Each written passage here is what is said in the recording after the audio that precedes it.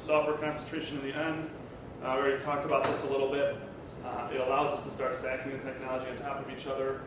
We've seen it happen in computers. You can imagine how it can happen in robotics.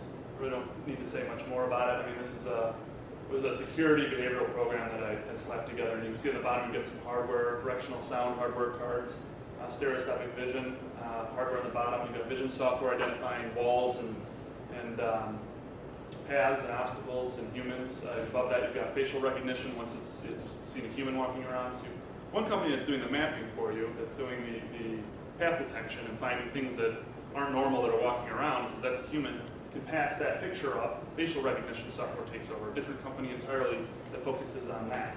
Above that, you've got on the far right, it says networking module interacts with the wireless security system to send out alerts and log employee activity.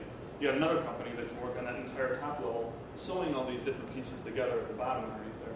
On the left, I've got sound software delivers data on sound type and direction. So if it's localized where there's a sound, it's going to go ahead and talk to your mapping software and say, this is how we're going to get over that sound.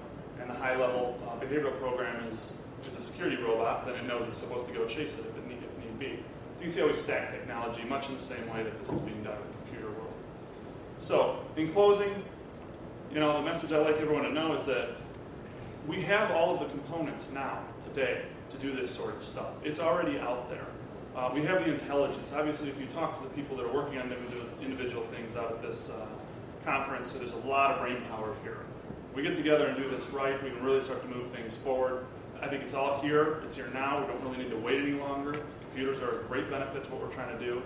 And I think it's our jobs as roboticists to help evolve this hardware and get it out there to the talent pool, which is software programmers at large, and let robotics really explode like we saw computers do in the last 2 decades.